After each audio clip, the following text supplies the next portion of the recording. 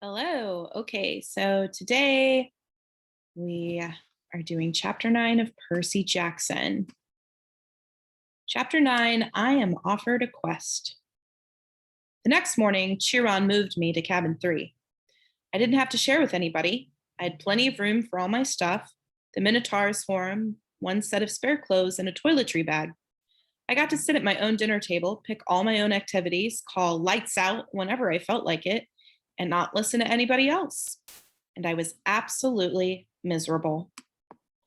Just when I'd started to feel accepted, to feel I had a home in cabin 11, and I might be a normal kid, or as normal as you can be when you're a half blood, I'd been separated out as if I had some rare disease.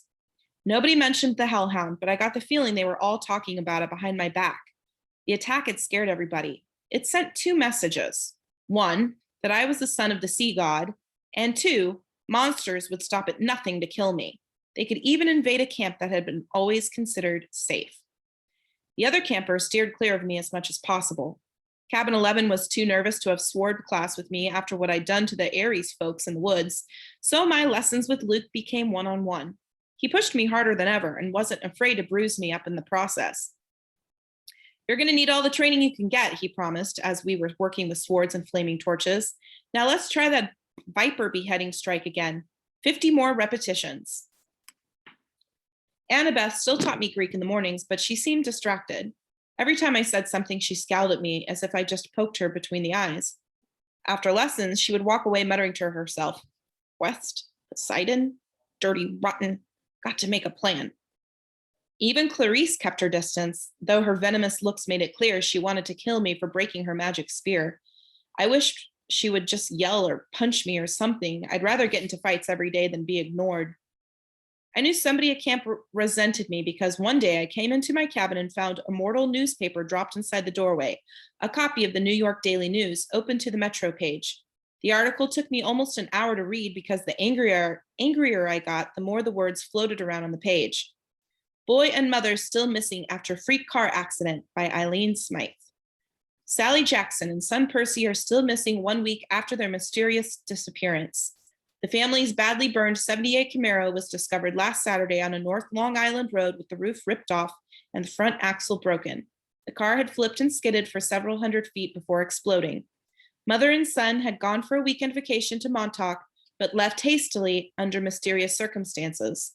Small traces of blood were found in the car and near the scene of the wreck, but there were no other signs of the missing Jacksons. Residents of the rural area reported seeing nothing unusual around the time of the accident. Miss Jackson's husband, Gabe Ugliano, claims that his stepson, Percy Jackson, is a troubled child who has been kicked out of numerous boarding schools and has expressed violent tendencies in the past. Police would not say whether son Percy is a suspect in his mother's disappearance, but they have not ruled out foul play. Below are recent pictures of Sally Jackson and Percy.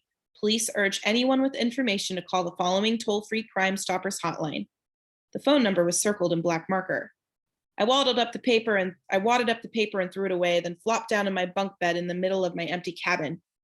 Lights out, I told myself miserably. That night, I had my worst dream yet. I was running along the beach in a storm. This time, there was a city behind me, not New York. The sprawl was different. Buildings spread farther apart, palm trees and low hills in the distance. About 100 yards down the surf, two men were fighting. They looked like TV wrestlers, muscular with beards and long hair. Both wore flowing Greek tunics, one trimmed in blue and the other in green. They grappled with each other, wrestled, kicked, and headbutted, and every time they connected, lightning flashed, the sky grew darker, and the wind rose. I had to stop them. I didn't know why, but the harder I ran, the more the wind blew me back until I was running in place, my heels digging uselessly in the sand. Over the roar of the storm, I could hear the blue-robed one yelling at the green-robed one, "Give it back! Give it back!" like a kindergartner fighting over a toy. The waves got bigger, crashing into the beach, spraying me with salt. I yelled, "Stop it! Stop fighting!" The ground shook. Laughter came from somewhere under the earth, and a voice so deep and evil it turned my blood to ice. "Come down, little hero," the voice crooned. "Come down." The sand split beneath me, opening up a crevice straight down to the center of the earth. My feet slipped, and darkness swallowed me. I woke up, sure I was falling. I was still in bed in cabin 3, My body told me it was morning, but it was dark outside, and thunder rolled across the hills. A storm was brewing. I hadn't dreamed that. I heard a clapping sound at the door, a hoof knocking on the threshold. Come in? Grover trotted inside, looking worried. Mr. D wants to see you. Why? He wants to kill. I'd better let him tell you. Nervously, I got dressed and followed, sure that I was in huge trouble. For days, I'd been half expecting a summons to the big house. Now that I was declared a son of Poseidon, one of the big three gods who weren't supposed to have kids, I figured it was a crime for me just to be alive. The other gods had probably been debating the best way to punish me for existing, and now Mr. D was ready to deliver their verdict. Over Long Island Sound, the sky looked like ink soup coming into a boil. A hazy curtain of rain was coming in our direction. I asked Grover if we needed an umbrella. No, he said, it never rains here unless we want it to. I pointed at the storm. What the heck is that then? He glanced uneasily at the sky. It'll pass around us. Bad weather always does. I realized he was right. In the week I'd been here, it had never even been overcast. The few rain clouds I'd seen had skirted right around the edges of the valley. But this one was huge. At the volleyball pit, the kids from Apollo's cabin were playing a morning game against the satyrs. Dionysus's twins were walking around in the strawberry fields, making the plants grow. Everybody was going about their normal business, but they looked tense. They kept their eyes on the storm. Grover and I walked up to the front porch of the big house. Dionysus sat at the pinochle table in his tiger-striped Hawaiian shirt with his Diet Coke, just as he had on my first day. Chiron sat across the table in his fake wheelchair. They were playing against invisible opponents, 2 sets of cards hovering in the air. Well, well, Mr. D said without looking up, our little celebrity. I waited. Come closer, Mr. D said, and don't expect me to kowtow to you, mortal, just because old Barnacle Beard is your father. A net of lightning flashed across the clouds. Thunder shook the windows of the house. Blah, blah, blah, Dionysus said. Chiron feigned interest in his pinochle cards. Grover cowered by the railing, his hooves clopping back and forth. If I had my way, Dionysus said, I would cause your molecules to erupt in flames. We'd sweep up the ashes and be done with a lot of trouble. But Chiron seems to feel this would be against my mission at this cursed camp, to keep you little brats safe from harm. Spontaneous combustion is a form of harm, Mr. D, Chiron put in. Nonsense, Dionysus said. Boy wouldn't feel a thing. Nevertheless, I've agreed to restrain myself. I'm thinking of turning you into a dolphin instead, sending you back to your father. Mr. D, Chiron warned. Oh, all right, Dionysus relented. There's one more option, but it's deadly foolishness. Dionysus rose, and the invisible player's cards dropped to the table. I'm off to Olympus for the emergency meeting. If the boy is still here when I get back, I'll turn him into an Atlantic bottlenose. Do you understand? And Perseus Jackson, if you're at all smart, you'll see that that's a much more sensible choice than what Chiron feels you must do. Dionysus picked up a playing card, twisted it, and it became a plastic rectangle. A credit card? No, a security pass. He snapped his fingers. The air seemed to fold and bend around him. He became a hologram, then a wind, then he was gone, leaving only the smell of fresh pressed grapes lingering behind. Chiron smiled at me, but he looked tired and strained. Sit, Percy, please, and Grover. We did. Chiron laid his cards on the table, a winning hand he hadn't gotten to use. Tell me, Percy, he said, what did you make of the hellhound? Just hearing the name made me shudder. Chiron probably wanted me to say, heck, it was nothing. I eat hellhounds for breakfast, but I didn't feel like lying. It scared me, I said. If you hadn't shot it, I'd be dead. You'll meet worse, Percy. Far worse before you're done. Done with what? Your quest, of course. Will you accept it? I glanced at Grover, who was crossing his fingers. Sir, I said, you haven't told me what it is yet. Chiron grimaced. Well, that's the hard part, the details. Thunder rumbled across the valley. The storm clouds had now reached the edge of the beach. As far as I could see, the sky and the sea were boiling together. Poseidon and Zeus, I said, they're fighting over something valuable, something that was stolen, aren't they?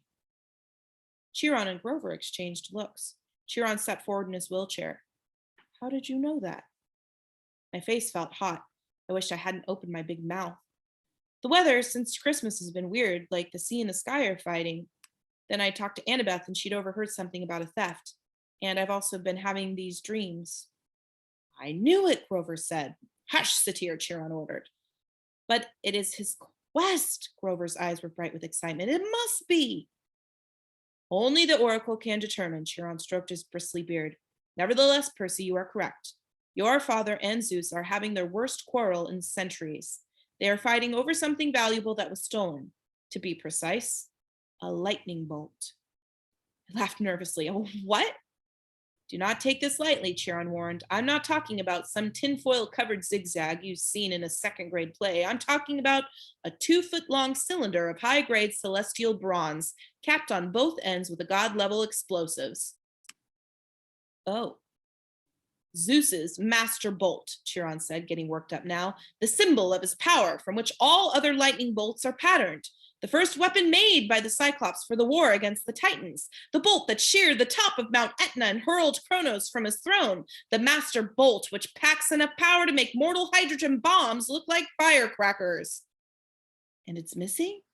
Stolen, Chiron said. By who? By whom? Chiron corrected. Once a teacher, always a teacher. By you. My mouth fell open. At least, Chiron held up a hand, that's what Zeus thinks. During the winter solstice, at the last council of the gods, Zeus and Poseidon had an argument. The usual nonsense. Mother Rhea always liked you best. Air disasters are more spectacular than sea disasters, etc. Afterwards, Zeus realized his master bolt was missing, taken from the throne room under his very nose. He immediately blamed Poseidon. Now, a god cannot usurp another god's symbol of power directly. That is forbidden by the most ancient divine laws. But Zeus believes your father convinced a human hero to take it. But I didn't. Patience and listen, child, Chiron said. Zeus has good reason to be suspicious. The forges of the Cyclops are under the ocean, which gives Poseidon some influence over the makers of his brother's lightning. Zeus believes Poseidon has taken the master bolt and is now secretly having the Cyclopses build an arsenal of illegal copies, which might be used to topple Zeus from his throne. The only thing Zeus wasn't sure about was which hero Poseidon used to steal the bolt. Now Poseidon has openly claimed you as his son. You were in New York over the winter holidays. You could easily have snuck into Olympus.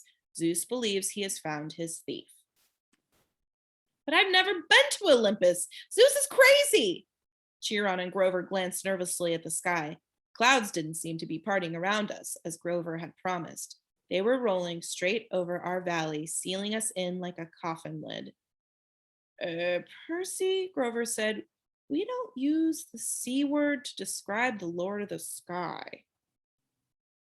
Perhaps paranoid, Chiron suggested. Then again, Poseidon has tried to unseat Zeus before. I believe that was question 38 on your final exam.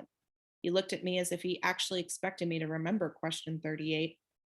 How could anyone accuse me of stealing God's weapon? I couldn't even steal a slice of pizza from Gabe's poker party without getting busted. Chiron was waiting for an answer. Something about a golden net, I guessed. Poseidon and Hera, a few other gods, they trapped Zeus and wouldn't let him out until he promised to be a better ruler, right? Correct, Chiron said, and Zeus has never trusted Poseidon since. Of course, Poseidon denies stealing the master bolt. He took great offense at the accusation. The two have been arguing back and forth for months, threatening war, and now you've come along, the proverbial last straw. But I'm just a kid. Percy, Grover cut in. If you were Zeus and you already thought your brother was plotting to overthrow you, then your brother suddenly admitted he had broken the sacred oath he took after World War II, and he's fathered a new mortal hero who might be used as a weapon against you. Wouldn't that put a twist in your toga? I didn't do anything. Poseidon, my dad, he didn't really have this master bolt stolen, did he? Chiron sighed. Most thinking observers would agree that thievery is not Poseidon's style, but the sea god is too proud to try convincing Zeus of that. Zeus has demanded that Poseidon return the bolt by the summer solstice. That's June 21st, 10 days from now. Poseidon wants an apology for being called a thief by the same date. I hoped that diplomacy might prevail, that Hera or Demeter or Hestia would make the two brothers see sense, but your arrival has inflamed Zeus's temper. Now neither god will back down, unless someone intervenes. Unless the master bolt is found and returned to Zeus before the solstice, there will be war. And do you know what a full-fledged war would look like, Percy? Bad, I guessed. Imagine the whole world in chaos, nature at war with itself, Olympians forced to choose sides between Zeus and Poseidon, destruction, carnage, millions dead. Western civilization turned into a battleground so big it will make the Trojan War look like a water balloon fight. Bad, I repeated. And you, Percy Jackson, would be the first to feel Zeus's wrath. It started to rain. Volleyball players stopped their game and stared in stunned silence at the sky. I had brought the storm to Half-Blood Hill. Zeus was punishing the whole camp because of me. I was furious. So I have to find the stupid bolt, I said, and return it to Zeus? What better peace offering, Chiron said, than to have the son of Poseidon return Zeus's property? If Poseidon doesn't have it, where is the thing? I believe I know, Chiron's expression was grim. Part of a prophecy I had years ago. Well, some of the lines make sense to me now, but before I can say more, you must officially take up the quest. You must seek the counsel of the oracle. Why can't you tell me where the bolt is beforehand? Because if I did, you would be too afraid to accept the challenge. I swallowed. Good reason. You agree then? I looked at Grover, who nodded encouragingly. Easy for him. I was the one Zeus wanted to kill. All right, I said, it's better than being turned into a dolphin. Then it's time you consulted the oracle, Chiron said. Go upstairs, Percy Jackson, to the attic. When you come back down, assuming you're still sane, we will talk more. 4 flights up, the stairs ended under a green trapdoor. I pulled the cord. The door swung down and a wooden ladder clattered into place. The warm air from above smelled like mildew and rotten wood and something else. A smell I remembered from biology class. Reptiles. The smell of snakes. I held my breath and climbed. The attic was filled with Greek hero junk, armor stands covered in cobwebs, once bright shields pitted with rust, old leather steamer trunks plastered with stickers saying Ithaca, Circe's Isle, and Land of the Amazons. One long table was stacked with glass jars filled with pickled things, severed hairy claws, huge yellow eyes, vicious other parts of monsters. A dusty mounted trophy on the wall looked like a giant snake's head, but with horns and a full set of shark's teeth. The plaque read, Hydra Head No. 1, Woodstock, New York, 1969. By the window, sitting on a wooden tripod stool, was the most gruesome memento of all, a mummy. Not the wrapped in cloth kind, but a human female body shriveled to a husk. She wore a tie-dyed sundress, lots of beaded necklaces, and a headband over long black hair. Skin of her face was thin and leathery over her skull, and her eyes were glassy white slits, as if the real eyes had been replaced by marbles. She'd been dead a long, long time. Looking at her sent chills up my back, and that was before she sat up on her stool and opened her mouth. A green mist poured from the mummy's mouth, coiling over the floor in thick tendrils, hissing like 20,000 snakes. I stumbled over myself trying to get to the trapdoor, but it slammed shut. Inside my head, I heard a voice slithering into one ear and coiling around my brain. I am the spirit of Delphi, speaker of the prophecies of Phoebus Apollo, slayer of the mighty Python. Approach, seeker, and ask. I wanted to say, no thanks, wrong door, just looking for the bathroom. But I forced myself to take a deep breath. The mummy wasn't alive. She was some kind of gruesome receptacle for something else. The power that was now swirling around me in the green mist. But its presence didn't feel evil, like my demonic math teacher, Mrs. Dodds, or the Minotaur. It felt more like the 3 fates I'd seen knitting the yarn outside the highway fruit stand. Ancient, powerful, and definitely not human, but not particularly interested in killing me either. I got up the courage to ask, what is my destiny? The mist swirled more thickly, collecting right in front of me and around the table with the pickled monster part jars. Suddenly, there were 4 men sitting around the table playing cards. Their faces became clearer. It was Smelly Gabe and his buddies. My fist clenched, though I knew this poker party couldn't be real. It was an illusion made out of mist. Gabe turned toward me and spoke in the rasping voice of the oracle. You shall go west and face the god who has turned. His buddy on the right looked up and said in the same voice, you shall find what was stolen and see it safely returned. The guy on the left threw in 2 poker chips, then said, you shall be betrayed by one who calls you a friend. Finally, Eddie, our building super, delivered the worst line of all. And you shall fail to save what matters most in the end. The figures began to dissolve. At first, I was too stunned to say anything, but as the mist retreated, coiling into a huge green serpent and slithering back into the mouth of the mummy, I cried, "Wait! What do you mean? What friend? What will I fail to save?" The tail of the mist snake disappeared into the mummy's mouth. She reclined back against the wall, her mouth closed tight as if it hadn't been open in 100 years. The attic was silent again, abandoned, nothing but a room full of mementos. I got the feeling that I could stand here until I had cobwebs too, and I wouldn't learn anything else. My audience with the oracle was over. Well, Chiron asked me. I slumped into a chair at the pinochle table. She said I would retrieve what was stolen. Grover sat forward, chewing excitedly on the remains of a Diet Coke can. That's great! What did the oracle say exactly? Chiron pressed. This is important. My ears were still tingling from the reptilian voice. She said I would go west and face a god who has turned. I would retrieve what was stolen and see it safely returned. I knew it, Grover said. Chiron didn't look satisfied. Anything else? I didn't want to tell him. What friend would betray me? I didn't have that many. And the last line, I would fail to save what mattered most. What kind of oracle would send me on a quest and tell me, oh, by the way, you'll fail? How could I confess that? No, I said, that's about it. He studied my face. Very well, Percy, but know this. The oracle's words often have double meanings. Don't dwell on them too much. The truth is not always clear until events come to pass. I got the feeling he knew I was holding back something bad and he was trying to make me feel better. Okay, I said, anxious to change topics. So where do I go? Who's this god in the west? Ah, think, Percy, Chiron said. If Zeus and Poseidon weaken each other in a war, who stands to gain? Somebody else who wants to take over, I guess? Yes, quite. Someone who harbors a grudge, who has been unhappy with his lot since the world was divided eons ago, whose kingdom would grow powerful with the deaths of millions. Someone who hates his brothers for forcing him into an oath to have no more children, an oath that both of them have now broken. I thought about my dreams, the evil voice that had spoken from under the ground. Hades. Chiron nodded. The Lord of the Dead is the only possibility. A scrap of aluminum dribbled out of Grover's mouth. Whoa, wait, what? A fury came after Percy, Chiron reminded him. She watched the young man until she was sure of his identity, then tried to kill him. Furies obey only one lord, Hades. Yes, but Hades hates all heroes, Grover protested, especially if he has found out Percy is the son of Poseidon.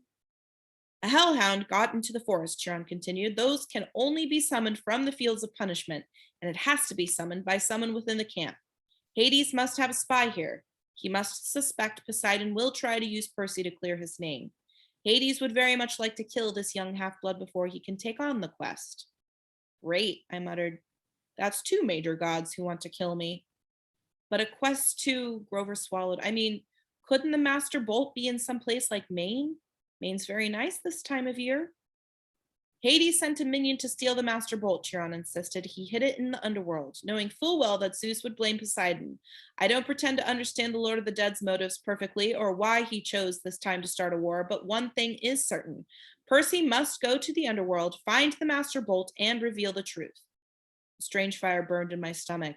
The weirdest thing was, it wasn't fear, it was anticipation, the desire for revenge. Hades had tried to kill me 3 times so far with the Fury, the Minotaur, and the Hellhound. It was his fault my mother had disappeared in a flash of light. Now he was trying to frame me and my dad for a theft we hadn't committed. I was ready to take him on. Besides, my mother was in the underworld. Whoa, boy, said the small part of my brain that was still saying, you're a kid. Hades is a god. Grover was trembling. He started eating pinochle cards like potato chips. The poor guy needed to complete a quest with me so he could get his searcher's license, whatever that was. But how could I ask him to do this quest, especially when the oracle said I was destined to fail? This was suicide. Look, if we know it's Hades, I told Chiron, why can't we just tell the other gods? Zeus or Poseidon could go down to the underworld and bust some heads. Suspecting and knowing are not the same thing, Chiron said. Besides, even if the other gods suspect Hades, and I imagine Poseidon does, they couldn't retrieve the bolt themselves. Gods cannot cross each other's territories except by invitation. That is another ancient rule. Heroes, on the other hand, have certain privileges. They can go anywhere, challenge anyone as long as they're both bold enough and strong enough to do it. No god can be held responsible for a hero's actions. Why do you think the gods always operate through humans? You're saying I'm being used? I'm saying it's no accident Poseidon has claimed you now. It's a very risky gamble, but he's in a desperate situation. He needs you. My dad needs me. Emotions rolled around inside me like bits of glass in a kaleidoscope. I didn't know whether to feel resentful or grateful or happy or angry. Poseidon had ignored me for 12 years. Now suddenly he needed me. I looked at Chiron. You've known I was Poseidon's son all along, haven't you? I had my suspicions. As I said, I've spoken to the oracle too. I got the feeling there was a lot he wasn't telling me about his prophecy, but I decided I couldn't worry about that right now. After all, I was holding back information too. So let me get this straight, I said. I'm supposed to go to the underworld and confront the Lord of the Dead. Check, Chiron said. Find the most powerful weapon in the universe. Check. And get it back to Olympus before the summer solstice in 10 days. That's about right. I looked at Grover, who gulped down the ace of hearts. Did I mention that Maine is a very nice time this year? Is very nice this time of year, he asked weakly. You don't have to go, I told him. I can't ask that of you. Oh, he shifted his hooves. No, it's just that satyrs and underground places, well. He took a deep breath, then stood brushing the shredded cards and aluminum bits off his t-shirt. You saved my life, Percy. If you're serious about wanting me along, I won't let you down. I felt so relieved I wanted to cry, though I didn't think that would be very heroic. Grover was the only friend I'd ever had for longer than a few months. I wasn't sure what good a satyr could do against the forces of the dead, but I felt better knowing that he'd be with me.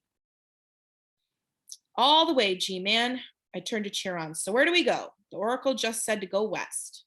The entrance to the underworld is always in the west. It moves from age to age, just like Olympus. Right now, of course, it's in America. Where? Chiron looked surprised. I thought this would be obvious. I thought that would be obvious enough. The entrance to the underworld is in Los Angeles. Oh, I said, naturally. We just get on a plane? No, Grover shrieked. Percy, what are you thinking? Have you ever been on a plane in your life? I shook my head, feeling embarrassed. My mom had never taken me anywhere by plane. She'd always said we didn't have the money. Besides, her parents had died in a plane crash. Percy, think, Chiron said. You are the son of the sea god. Your father's bitterest rival is Zeus, lord of the sky. Your mother knew better than to trust you in an airplane. You would be in Zeus's domain. You would never come down again alive. Overhead lightning crackled. Thunder boomed. Okay, I said, determined not to look at the storm. So I'll travel over land. That's right, Chiron said. 2 companions may accompany you. Grover is one. The other has already volunteered if you will accept her help. Gee, I said, feigning surprise. Who else would be stupid enough to volunteer for a quest like this? The air shimmered behind Chiron.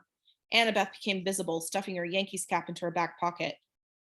I've been waiting a long time for a quest, seaweed brain, she said. Athena is no fan of Poseidon, but if you're going to save the world, I'm the best person to keep you from messing up. If you do say so yourself, I said. I suppose you have a plan, wise girl? Her cheeks colored. Do you want my help or not? The truth was, I did. I needed all the help I could get. A trio, I said. That'll work. Excellent, Chiron said. This afternoon, we can take you as far as the bus terminal in Manhattan. After that, you are on your own. Lightning flashed. Rain poured down on the meadows that were never supposed to have violent weather. No time to waste, Chiron said. I think you should all get packing. And that's where we stop for now.